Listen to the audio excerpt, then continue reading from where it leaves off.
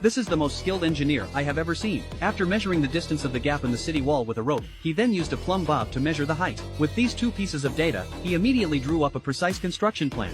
Through calculations of length, width, and height, he quickly determined the total volume of the gap, and estimated the amount of building materials needed. He then sent people to repair the uneven gap. At the same time, he counted the materials while assigning tasks to each work team. However, when the craftsmen were using logs to transport the stones, the Roman soldiers nearby suddenly laughed. They simply brought over two large shields, placed the stones on top, and easily pushed them along. To further optimize the transportation, they even constructed a stone-carrying railway, and added a large crane, specifically designed for lifting stones. All preparations were meticulously executed. Huo An couldn't help but smile with satisfaction. To express his joy, Huo An immediately began practicing martial arts with his men. The powerful and rhythmic Chinese martial arts immediately drew a crowd. At this point, the Roman general also noticed the situation. To avoid being outdone, he also began training his troops nearby. In just 3 seconds, the Roman army changed formation several times. Just as everyone was preparing to celebrate, a Roman soldier brought bad news. It turned out that when they were preparing to return to Rome for help, they encountered the Roman prince on the way, who was leading his troops to attack here. All the other messengers were killed, and only he survived. By then, the enemy had already arrived at the castle. What kind of miracle will Huo An and the Roman general create when faced with 100,000